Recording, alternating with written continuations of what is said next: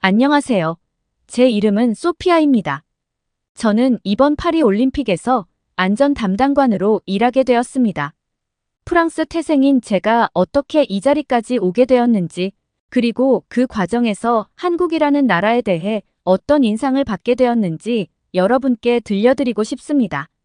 제 꿈은 어릴 적부터 시작되었습니다. 10살 때였죠. 2002년 한일 월드컵을 TV로 보고 있었는데 한국팀이 4강에 진출하는 순간을 목격했습니다. 경기장을 가득 메운 붉은 악마들의 모습이 아직도 생생합니다. 그때 저는 궁금증이 생겼습니다. 저렇게 많은 사람들이 한자리에 모였는데 어떻게 안전하게 관리할 수 있을까? 그 순간부터 저는 안전관리에 관심을 갖게 되었고, 특히 한국의 대회 운영 방식에 주목하게 되었습니다. 한국이 어떻게 그렇게 완벽하게 대회를 치를 수 있었는지 알고 싶었거든요. 자료를 찾아보면서 한국의 치밀한 준비와 헌신적인 노력에 감동받았습니다. 대학에 진학할 때 저는 주저없이 안전관리학과를 선택했습니다. 공부하면 할수록 이 분야에 대한 제 열정은 더욱 커져갔습니다. 특히 한국의 안전관리 시스템에 대해 공부할 때마다 그들의 혁신적인 접근 방식에 놀라웠습니다. IT 기술을 활용한 스마트 안전 시스템, 빅데이터를 이용한 위험 예측 모델 등 한국의 선진 기술은 저에게 큰 영감을 주었습니다. 대학을 졸업한 후 저는 여러 대형 행사의 안전을 담당하는 일을 맡게 되었습니다. 파리 패션 위크, 칸 영화제 등 프랑스의 주요 행사에서 경험을 쌓았죠. 하지만 항상 마음 한구석에는 한국의 안전관리 시스템을 직접 보고 싶다는 열망이 있었습니다. 그러던 중 2018년 제 인생의 전환점이 찾아왔습니다. 평창 동계올림픽의 참관단으로 방문할 기회가 생긴 거죠. 기대와 설렘을 안고 한국 땅을 밟았습니다. 그리고 그곳에서 본 것들은 제 예상을 훨씬 뛰어넘는 것이었습니다. 평창에서 본 한국의 안전관리 시스템은 정말 놀라웠습니다. 체계적이고 효율적인 시스템, 그리고 안전요원들의 헌신적인 모습에 깊은 인상을 받았습니다. 이래서 한국이 IT 강국이구나 라는 생각이 들었죠. 첨단 기술을 활용한 CCTV 시스템, 효율적인 인력 배치, 그리고 무엇보다 안전을 최우선으로 여기는 문화가 인상 깊었습니다. 특히 인상 깊었던 것은 스마트 안전 관제 시스템이었습니다. 인공지능과 빅데이터를 활용해 실시간으로 위험 요소를 감지하고 대응하는 이 시스템은 제가 본 어떤 시스템보다도 뛰어났습니다. 또한 모든 안전 요원들이 착용하고 있던 웨어러블 디바이스도 인상적이었습니다.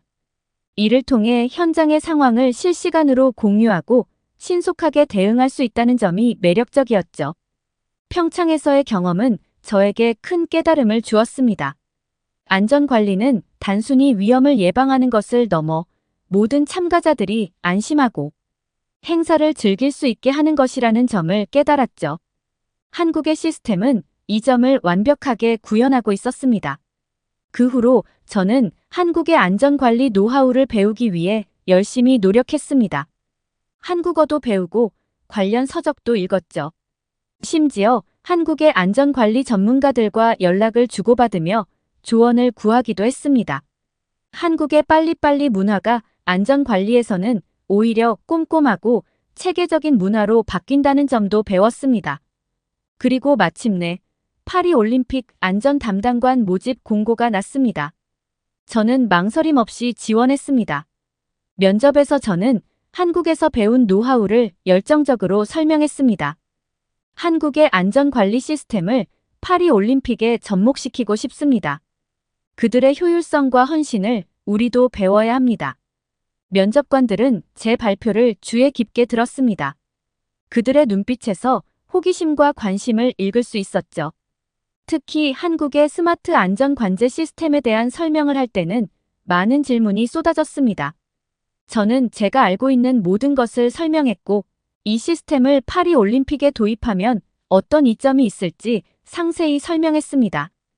다행히 제 열정과 전문성을 인정받아 파리 올림픽의 안전 담당관으로 선발되었습니다. 발표를 듣고 나온 순간 가슴이 벅차올랐습니다. 제 꿈을 이루는 순간이었죠.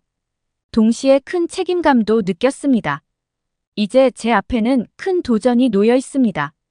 한국에서 배운 안전관리 노하우를 어떻게 파리 올림픽에 적용할 수 있을지, 그 과정에서 어떤 어려움을 겪게 될지 많은 고민이 있습니다.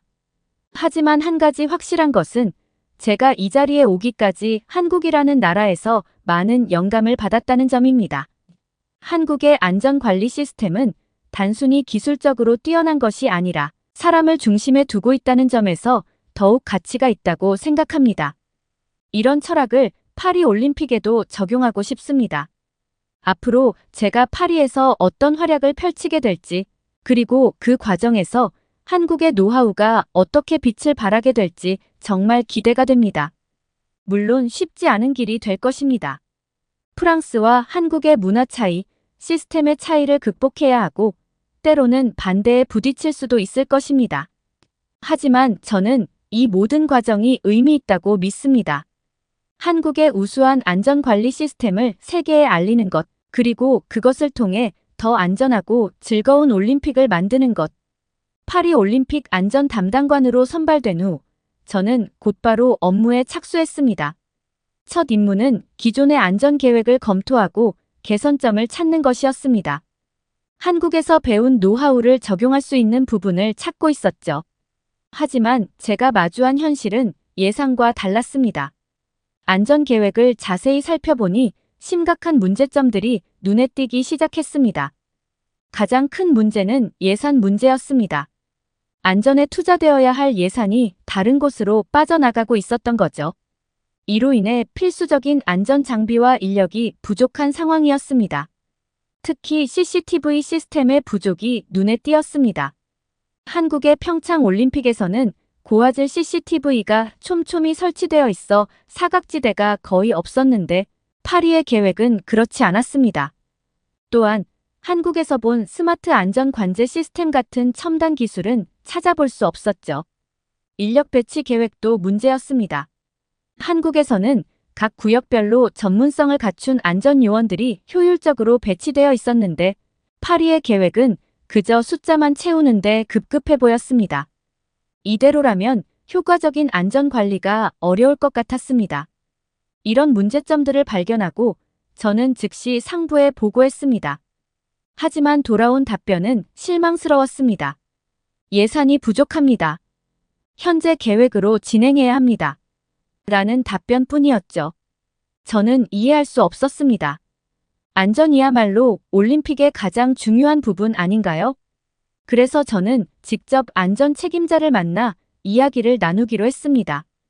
제가 한국에서 배운 노하우와 시스템의 효율성을 설명하고 이를 도입하면 오히려 비용을 절감하면서도 더 나은 안전을 확보할 수 있다고 주장했습니다. 한국의 스마트 안전 관제 시스템을 도입하면 인력을 줄이면서도 더 효과적인 안전 관리가 가능합니다. 초기 투자 비용은 들겠지만 장기적으로 보면 오히려 비용을 절감할 수 있습니다. 하지만 안전 책임자의 반응은 냉담했습니다. 우리는 프랑스식으로 할 것입니다. 한국의 시스템을 그대로 가져올 수는 없습니다. 이 말을 들은 순간 저는 큰 벽에 부딪힌 느낌이었습니다. 문화적 차이와 기존 시스템에 대한 고집이 변화를 가로막고 있었던 거죠.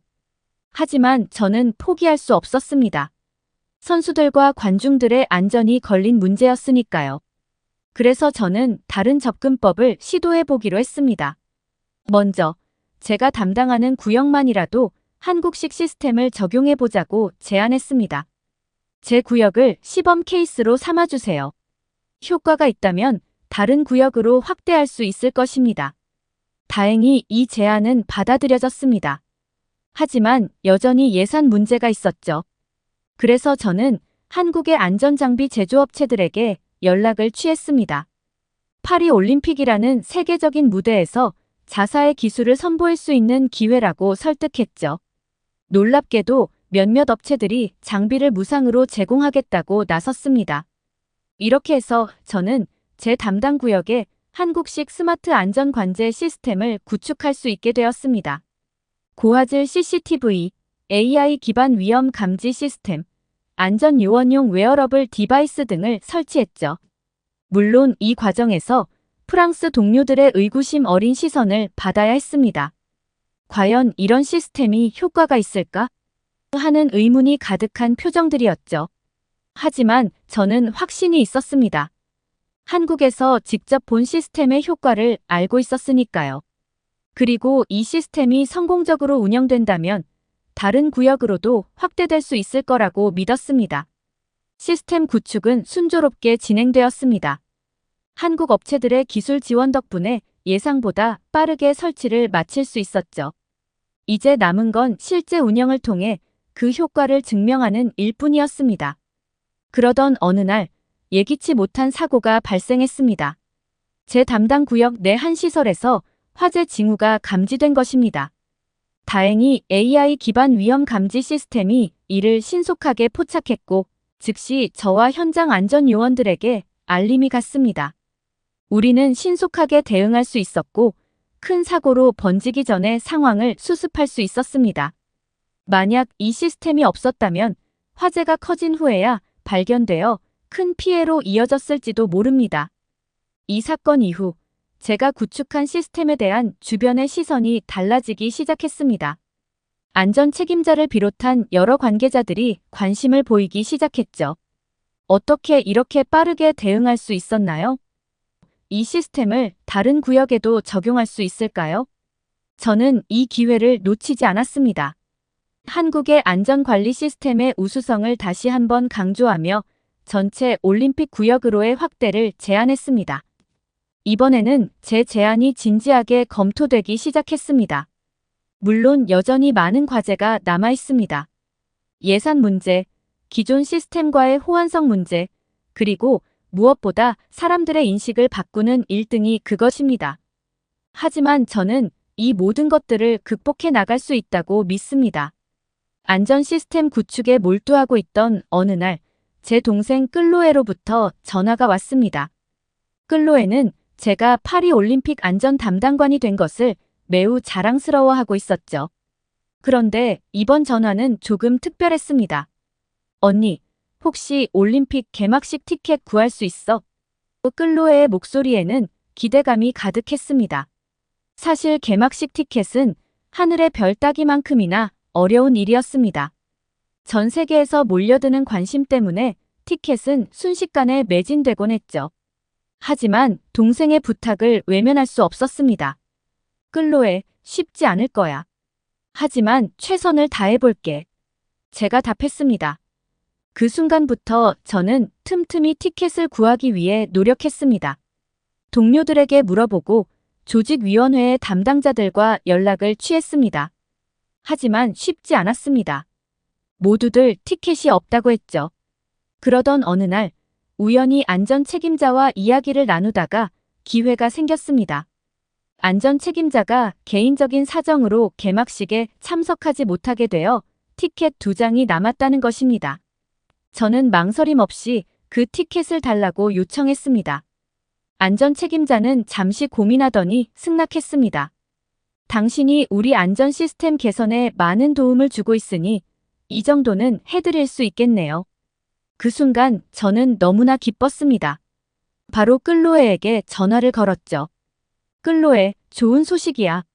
개막식 티켓 2장을 구했어. 전화기 너머로 끌로에의 환호성이 들렸습니다. 언니, 정말요? 어떻게 구한 거예요? 너무 감사해요. 끌로에의 기쁨에 찬 목소리를 들으니 저도 덩달아 행복해졌습니다. 하지만 동시에 아쉬움도 있었습니다.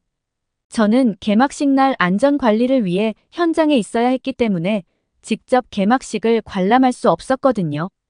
끌로에, 나는 참석하지 못하지만 너와 내 친구가 즐겁게 관람했으면 좋겠어. 끌로에는 잠시 침묵했다가 말했습니다. 언니, 정말 고마워요. 하지만 언니가 없으면 의미가 없을 것 같아요. 언니랑 같이 가고 싶었는데. 그 말을 듣는 순간 제 마음이 찡해졌습니다. 동생을 위해 티켓을 구했지만 정작 동생은 저와 함께 가고 싶어 했던 거죠. 끌로에야, 미안해. 하지만 내가 안전 관리를 책임져야 해. 대신에 내가 모든 걸 지켜보고 있을게. 너희가 안전하게 즐길 수 있도록 최선을 다할게. 클로에는 한숨을 쉬더니 이해한다고 말했습니다. 알겠어요, 언니. 대신 친구랑 즐겁게 다녀올게요. 그리고 언니가 열심히 일하는 모습을 상상하면서 더 자부심을 느낄게요. 그 말을 듣고 저는 다시 한번 제 임무의 중요성을 깨달았습니다.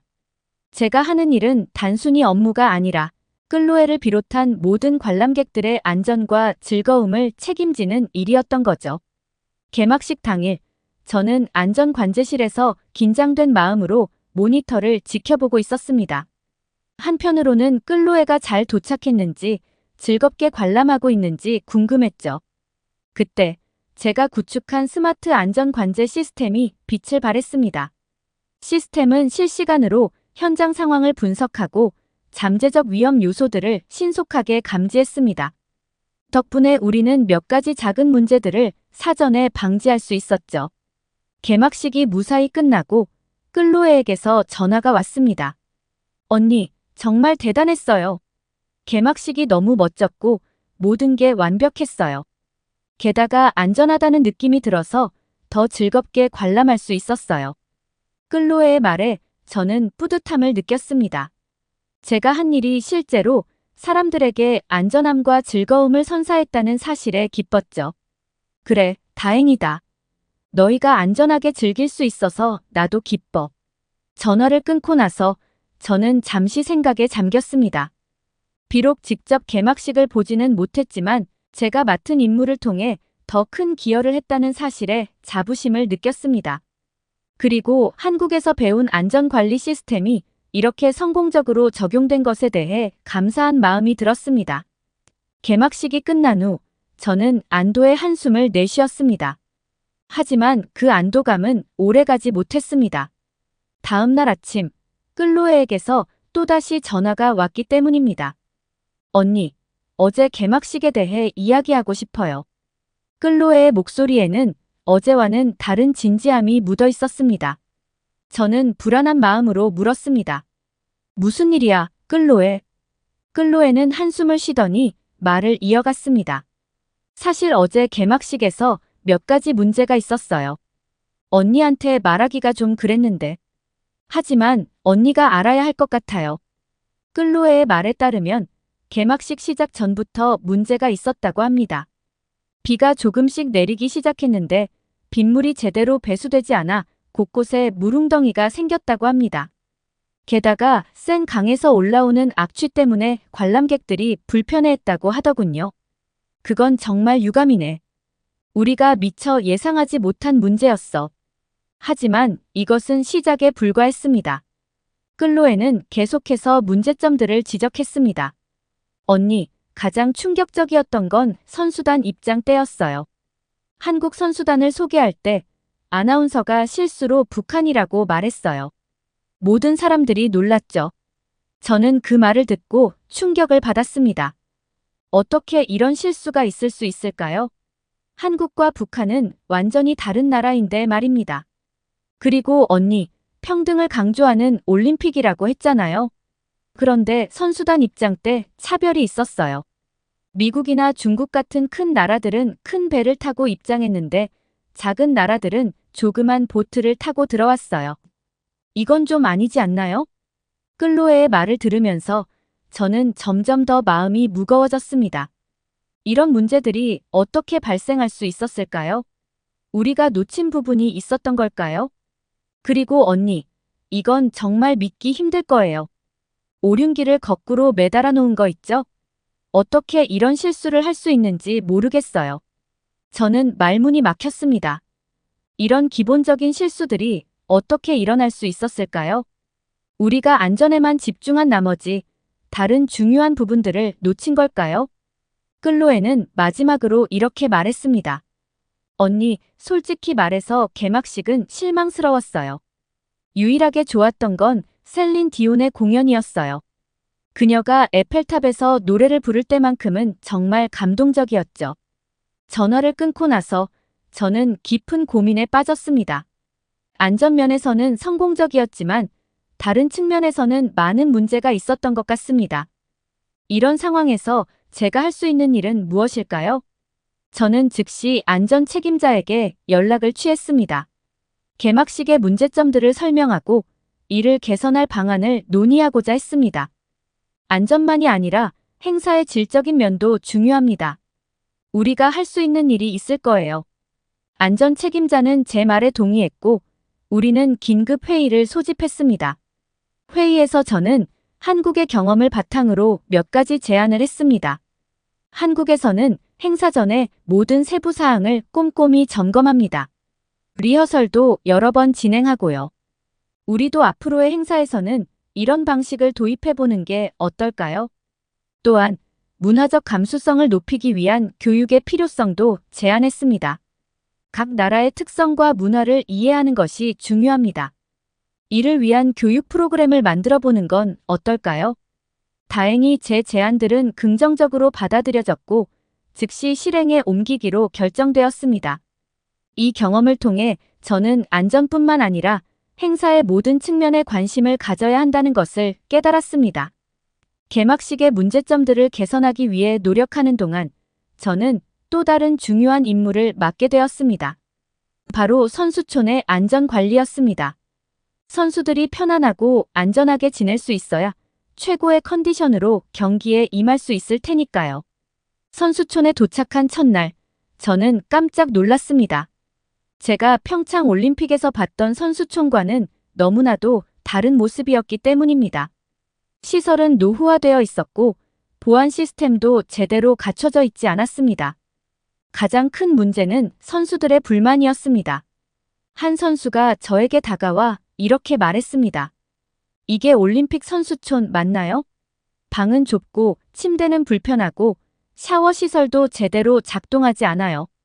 저는 당황스러웠지만 최대한 침착하게 대응했습니다. 불편을 끼쳐 정말 죄송합니다. 즉시 개선하도록 하겠습니다. 하지만 문제는 여기서 그치지 않았습니다. 보안 문제도 심각했습니다.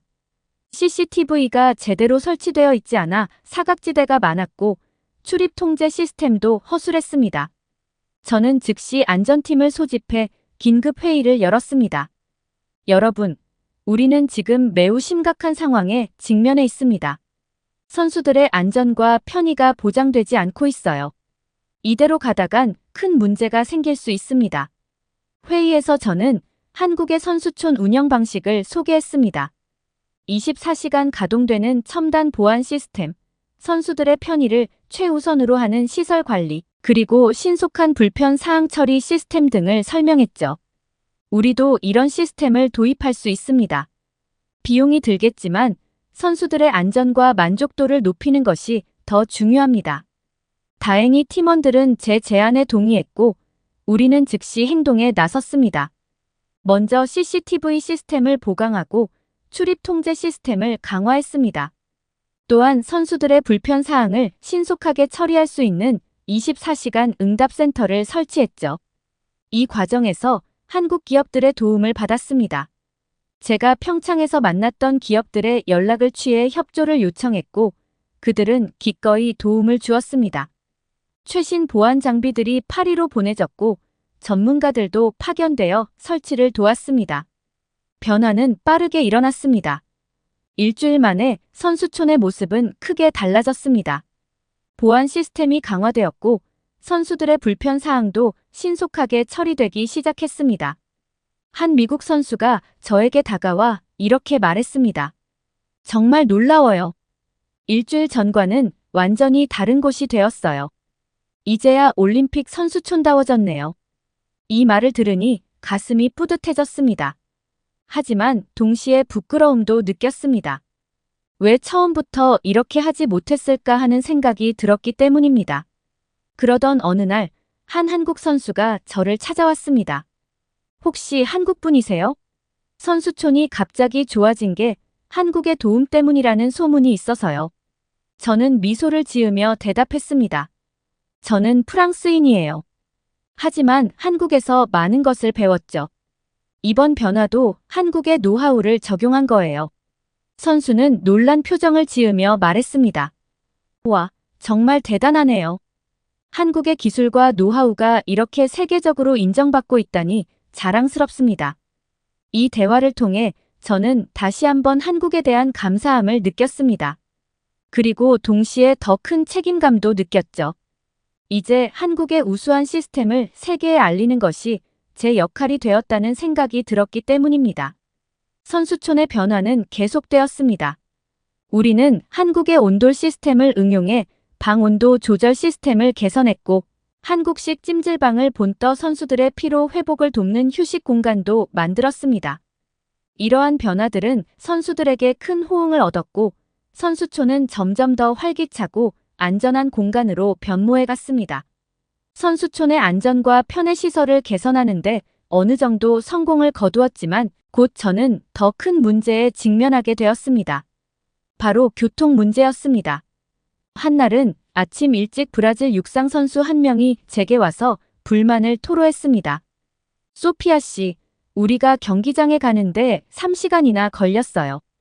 이래서는 제대로 된 컨디션으로 경기에 임할 수가 없어요. 이 말을 듣고 저는 즉시 교통 상황을 점검해 보았습니다. 그 결과 충격적인 사실들을 발견하게 되었습니다. 첫째, 선수들을 위한 전용 차량이 부족했습니다. 대부분의 선수들이 일반 대중교통을 이용해야 했고, 이로 인해 이동 시간이 크게 늘어났습니다. 둘째, 교통 정체가 심각했습니다. 파리의 복잡한 도로, 사정과 올림픽으로 인한 관광객 증가로 도로는 항상 막혀 있었습니다. 셋째, 가장 충격적이었던 것은 선수 전용 버스의 상태였습니다. 에어컨이 고장난 버스가 많았고, 일부 버스는 창문조차 제대로 열리지 않았습니다. 이 상황을 보고 저는 한국에서의 경험을 떠올렸습니다. 평창 올림픽 때 본 선수 이동 시스템이 생각났죠. 전용 차선, 24시간 운행되는 셔틀버스, 실시간 교통정보 제공 시스템 등이 있었습니다. 저는 즉시 교통 담당팀과 회의를 소집했습니다. 여러분, 우리는 지금 매우 심각한 상황에 처해 있습니다. 선수들이 제 시간에 경기장에 도착하지 못하고 있어요. 이는 올림픽의 근간을 흔드는 문제입니다. 회의에서 저는 한국의 사례를 소개하고 이를 파리에 적용할 방안을 제안했습니다. 첫째, 선수 전용 차선을 만들어야 합니다. 둘째, 24시간 운행되는 셔틀버스 시스템을 도입해야 해요. 셋째, 실시간 교통정보를 제공하는 앱을 개발해야 합니다. 하지만 이번에는 반대의 목소리가 컸습니다. 그건 불가능합니다. 예산도 부족하고 시간도 없어요. 저는 포기하지 않았습니다. 여러분, 우리가 할 수 있는 일부터 시작합시다. 먼저 현재 있는 버스의 상태부터 개선해보는 건 어떨까요? 다행히 이 제안은 받아들여졌고 우리는 즉시 행동에 나섰습니다. 먼저 모든 선수 전용 버스의 에어컨을 수리했고 창문도 모두 점검했습니다. 또한 버스 안에 WI- 파일을 설치해 선수들이 이동 중에도 경기 정보를 확인할 수 있게 했습니다. 동시에 저는 한국의 IT 기업들에게 도움을 요청했습니다. 실시간 교통 정보를 제공하는 앱 개발을 부탁했죠. 다행히 몇몇 기업들이 흔쾌히 협조해 주었고 일주일 만에 간단한 버전의 앱이 완성되었습니다. 이 앱을 통해 선수들은 실시간으로 교통 상황을 확인하고 가장 빠른 경로를 선택할 수 있게 되었습니다. 또한 긴급 상황 시 바로 연락할 수 있는 비상 연락망도 앱에 포함시켰습니다. 이러한 노력들이 조금씩 효과를 보이기 시작했습니다. 선수들의 이동 시간이 줄어들었고 불만의 목소리도 점차 줄어들었습니다. 어느 날 그 브라질 육상 선수가 다시 저를 찾아왔습니다. 소피아 씨, 정말 감사합니다. 이제는 1시간 반 만에 경기장에 도착할 수 있어요. 덕분에 컨디션 조절이 훨씬 수월해졌어요. 이 말을 들으니 가슴이 뿌듯해졌습니다. 하지만 동시에 더 많은 것을 해야 한다는 책임감도 느꼈습니다. 아직 부족한 점이 많습니다. 계속해서 개선해 나가겠습니다. 이 경험을 통해 저는 다시 한번 한국의 기술력과 효율성에 감탄했습니다. 그리고 이런 노하우를 세계에 알리는 것이 제 역할이라는 것을 다시 한번 깨달았습니다. 선수촌과 교통 문제를 개선하는데 어느 정도 진전을 보이고 있을 때였습니다. 어느 날 아침, 저는 선수촌 식당에서 흥미로운 소문을 듣게 되었습니다. 한국 선수들은 따로 보안팀을 데려왔대. 게다가 자체적으로 식사까지 준비한다더라. 이 말을 들은 순간 저는 깜짝 놀랐습니다. 왜 한국팀이 그런 조치를 취했을까요? 우리의 안전관리와 식사 제공에 문제가 있었던 걸까요? 궁금증을 참지 못한 저는 한국 선수촌을 직접 방문하기로 했습니다. 그곳에 도착하자 놀라운 광경이 펼쳐졌습니다. 한국 선수촌 주변에는 추가적인 보안 요원들이 배치되어 있었고 출입구에는 첨단 보안 시스템이 설치되어 있었습니다. 한국팀의 안전 책임자를 만나 이야기를 나누었습니다. 우리는 선수들의 안전과 컨디션 관리를 최우선으로 생각합니다. 그래서 자체적인 보안 시스템을 구축했죠. 그의 말에 저는 부끄러움을 느꼈습니다. 우리가 제공하는 보안 서비스가 부족했다는 뜻이니까요. 이어서 식당으로 안내받았습니다. 그곳에서 저는 또 다른 충격을 받았습니다. 한국 선수들을 위한 특별 식단이 준비되어 있었던 것입니다. 우리는 선수들의 영양 관리를 위해 전문 영양사와 요리사를 데려왔습니다. 한국 음식을 기본으로 하되 각 선수의 종목과 컨디션에 맞춘 맞춤형 식단을 제공하고 있죠. 이 말을 듣고 저는 깊은 고민에 빠졌습니다. 우리가 제공하는 식사가 선수들의 요구를 충족시키지 못하고 있다는 뜻이었으니까요. 한국팀의 방식을 보면서 저는 다시 한번 한국의 세심함과 준비성에 감탄했습니다. 동시에 부끄러움도 느꼈습니다. 우리가 이런 부분들을 미처 신경 쓰지 못했다는 사실이 안타까웠습니다. 선수촌으로 돌아오는 길에 저는 깊은 생각에 잠겼습니다. 어떻게 하면 이런 한국의 노하우를 우리 시스템에 적용할 수 있을까? 어떻게 하면 모든 선수들에게 최상의 환경을 제공할 수 있을까? 그날 밤, 저는 밤새 회의를 소집했습니다. 제가 본 한국팀의 시스템을 팀원들에게 설명하고 우리도 이를 도입할 방법을 찾아보자고 제안했습니다. 우리도 각 나라별 맞춤형 식단을 제공할 수 있지 않을까요? 그리고 보안 시스템도 더욱 강화해야 합니다. 하지만 현실적인 문제들이 있었습니다. 예산 부족, 인력 부족, 그리고 시간 부족. 모든 것이 우리를 가로막고 있었습니다. 그럼에도 불구하고 우리는 할 수 있는 것부터 시작하기로 했습니다. 먼저 식단의 다양성을 높이고 각 나라의 전통 음식을 일부 도입하기로 했습니다. 보안 시스템도 가능한 범위 내에서 강화하기로 했죠. 이 과정에서 저는 다시 한번 한국 기업들의 도움을 받았습니다. 한국의 식품 기업들에게 연락해 다양한 식재료를 공급받았고 보안 기업들의 도움으로 일부 시스템을 업그레이드할 수 있었습니다. 조금씩 변화가 생기기 시작했습니다. 선수들의 만족도가 조금씩 올라가기 시작했고 다른 나라 팀들도 한국 팀처럼 자체적인 시스템을 구축하려는 움직임을 보이기 시작했습니다. 어느 날 한 프랑스 선수가 저에게 다가와 이렇게 말했습니다. 소피아 씨, 요즘 식사가 훨씬 맛있어졌어요. 그리고 왠지 모르게 더 안전하다는 느낌이 들어요. 이 말을 들으니 가슴이 뿌듯해졌습니다. 하지만 동시에 더 많은 것을 해야 한다는 책임감도 느꼈습니다. 올림픽이 한창 진행 중인 어느 날, 저는 예상치 못한 문제에 직면하게 되었습니다. 선수촌 식당에서 큰 소란이 일어난 것입니다. 현장에 도착해보니 중동 지역 선수들과 유럽 선수들 사이에 언쟁이 벌어지고 있었습니다. 이게 무슨 일이죠? 제가 물었습니다. 알고 보니 식사 예절과 관련된 문화적 차이 때문이었습니다. 중동 선수들은 손으로 식사하는 것이 자연스러운 반면 일부 유럽 선수들은 이를 비위생적으로 여겼던 것입니다. 이 상황을 지켜보면서 저는 문득 한국에서의 경험이 떠올랐습니다. 한국은 다양한 문화권의 사람들이 함께 어울리는 법을 잘 알고 있었죠. 특히 정문화가 생각났습니다. 서로를 이해하고 배려하는 그 문화 말이에요. 잠깐만요, 여러분. 제가 큰 소리로 말했습니다. 우리는 지금 세계 최대의 화합의 축제인 올림픽에 참가하고 있어요.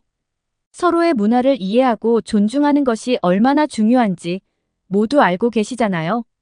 그리고 저는 한국의 정문화에 대해 설명했습니다.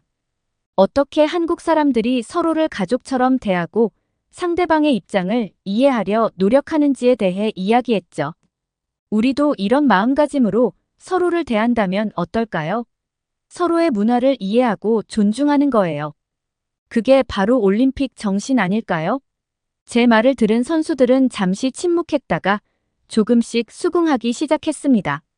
중동 선수 한 명이 먼저 나서서 유럽 선수들에게 손으로 식사하는 문화에 대해 설명했고, 유럽 선수들도 자신들의 식사 예절에 대해 이야기했습니다.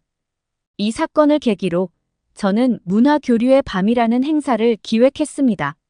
각국 선수들이 자국의 문화를 소개하고 서로 이해하는 시간을 갖는 행사였죠. 한국 선수단의 도움을 받아 한국의 전통 놀이와 음식도 소개했습니다.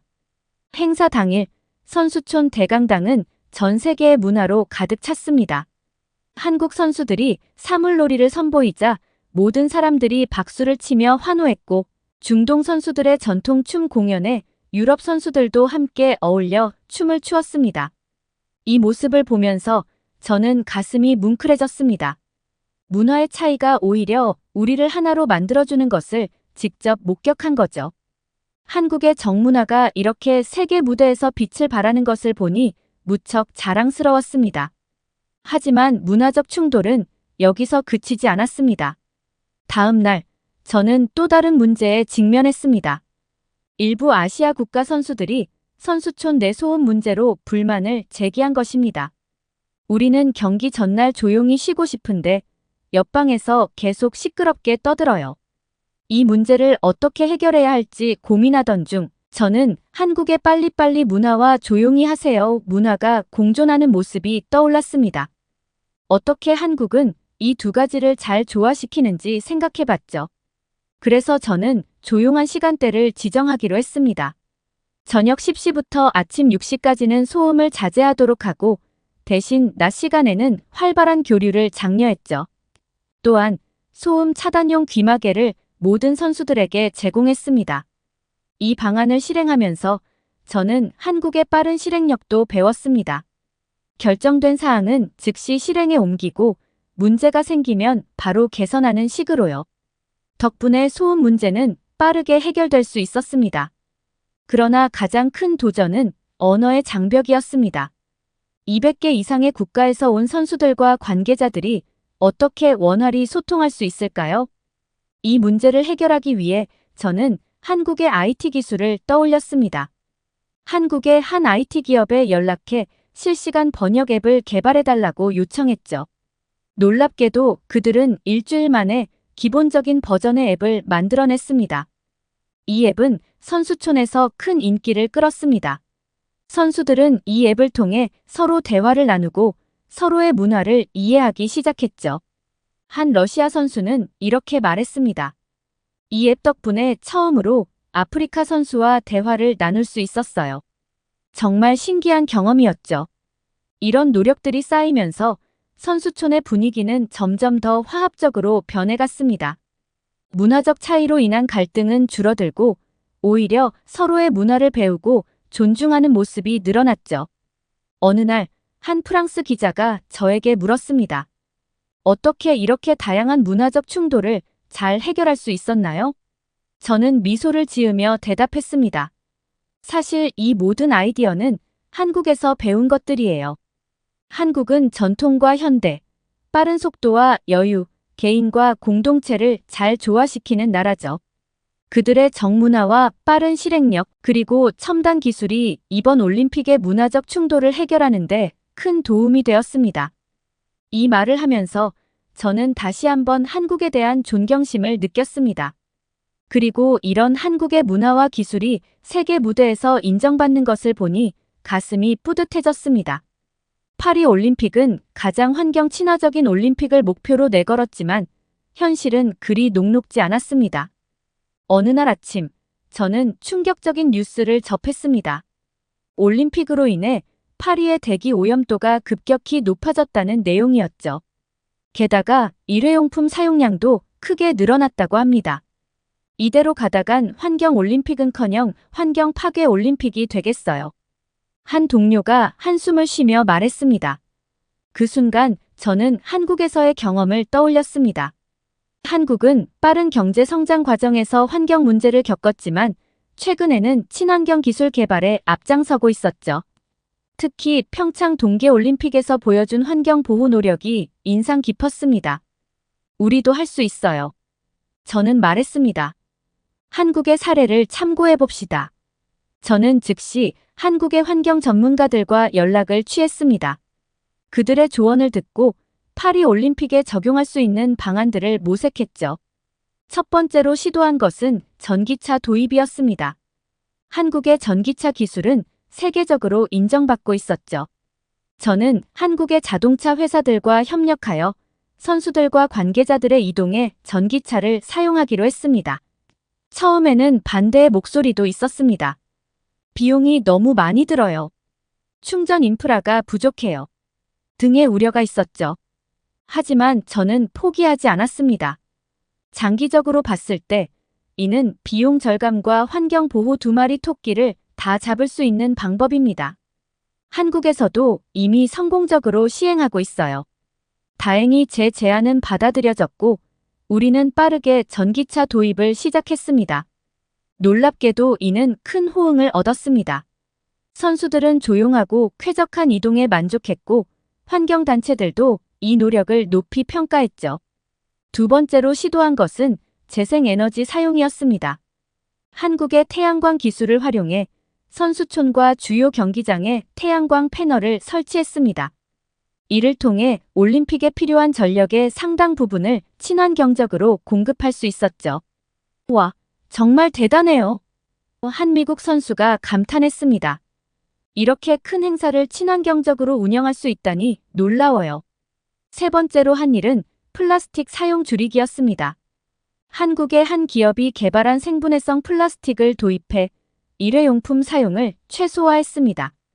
또한 선수들에게 개인 텀블러를 제공하고 물리필 스테이션을 곳곳에 설치했죠. 이런 노력들이 쌓이면서 파리 올림픽의 환경 지표는 놀랍게 개선되기 시작했습니다. 대기 오염도는 낮아졌고 쓰레기 발생량도 크게 줄었습니다. 어느 날 국제올림픽위원회 IOC 관계자가 저를 찾아왔습니다. 정말 놀라운 변화예요. 어떻게 이렇게 빠르게 환경 문제를 개선할 수 있었나요? 저는 미소를 지으며 대답했습니다. 사실 이 모든 아이디어와 기술은 한국에서 온 것들이에요. 한국은 환경 문제를 해결하는 데 있어 세계적인 선두주자입니다. 그들의 기술과 노하우가 이번 올림픽을 더 친환경적으로 만드는 데 큰 도움이 되었죠. 이 말을 하면서 저는 다시 한번 한국에 대한 존경심을 느꼈습니다. 그리고 이런 한국의 기술이 세계 무대에서 인정받는 것을 보니 가슴이 뿌듯해졌습니다. 환경 문제를 해결해 나가는 과정은 결코 쉽지 않았지만 그 과정에서 우리는 모두 성장했습니다. 환경 보호의 중요성을 다시 한번 깨달았고 작은 노력들이 모여 큰 변화를 만들어낼 수 있다는 것을 배웠죠. 이제 파리 올림픽은 명실상부한 환경 올림픽으로 거듭나고 있습니다. 그리고 그 중심에 한국의 기술과 노하우가 있다는 사실이 저를 무척 자랑스럽게 만듭니다. 앞으로도 이런 한국의 친환경 기술을 세계에 널리 알리고 더 나은 미래를 만들어가는 데 기여하고 싶습니다. 파리 올림픽이 끝난 후에도 이런 환경 보호 노력이 계속되기를 희망합니다. 그리고 언젠가 제가 한국을 방문할 기회가 생긴다면 직접 그들에게 감사의 인사를 전하고 싶습니다. 고맙습니다, 한국. 당신들의 기술과 정신이 세계를 더 나은 곳으로 만들고 있습니다. 올림픽이 한창 진행 중인 가운데 저는 새로운 고민에 빠졌습니다. 바로 올림픽 이후에 대한 것이었죠. 대회는 언젠가 끝나겠지만 그 영향은 오래도록 남을 텐데 어떻게 하면 이를 긍정적인 유산으로 남길 수 있을까요? 이 문제로 고심하던 중 문득 평창 동계올림픽이 떠올랐습니다. 평창은 올림픽 이후에도 경기장과 시설들을 잘 활용하고 있다고 들었거든요. 우리도 평창처럼 할 수 있을까? 저는 혼잣말로 중얼거렸습니다. 그래서 저는 평창올림픽 조직위원회에 연락을 취했습니다. 그들은 기꺼이 경험을 공유해 주었고 저는 많은 아이디어를 얻을 수 있었습니다. 첫 번째로 시도한 것은 올림픽 공원 조성 계획을 수립하는 것이었습니다. 주요 경기장들을 연결해 하나의 큰 공원을 만들고 이곳을 시민들의 휴식 공간으로 활용하기로 했죠. 한국의 올림픽 공원이 지금도 시민들에게 사랑받는 장소라는 얘기를 듣고 힌트를 얻은 겁니다. 와, 정말 멋진 아이디어네요. 파리 시장이 감탄했습니다. 이렇게 하면 올림픽의 흥분을 계속 이어갈 수 있을 것 같아요. 두 번째로 한 일은 올림픽 교육 프로그램을 기획하는 것이었습니다. 평창에서는 올림픽 이후에도 학생들을 대상으로 동계 스포츠 체험 프로그램을 운영하고 있다고 하더라고요. 우리도 이를 본떠 학생들이 다양한 올림픽 종목을 체험할 수 있는 프로그램을 구상했습니다. 이거 정말 좋은데요? 한 프랑스 교육부 관계자가 말했습니다. 아이들에게 스포츠의 가치를 가르칠 수 있는 좋은 기회가 될 것 같아요. 세 번째로 시도한 것은 친환경 기술 전시관 설립 계획을 세우는 것이었습니다. 올림픽 기간 동안 사용된 한국의 친환경 기술들을 한 곳에 모아 전시하고 이를 교육의 장으로 활용하기로 했죠. 이런 식으로 하면 환경 보호의 중요성을 계속해서 알릴 수 있겠어요. 한 환경단체 관계자가 말했습니다. 이런 노력들이 알려지면서 많은 사람들이 관심을 보이기 시작했습니다. 심지어 다른 나라에서도 문의가 오기 시작했죠. 파리의 올림픽 레거시 프로그램 계획에 대해 듣고 왔습니다. 우리나라에서도 이를 적용할 수 있을까요? 이런 반응을 보면서 저는 다시 한번 한국에 대한 감사함을 느꼈습니다. 한국의 경험과 지혜가 이렇게 세계적으로 퍼져나가는 것을 보니 정말 뿌듯했거든요.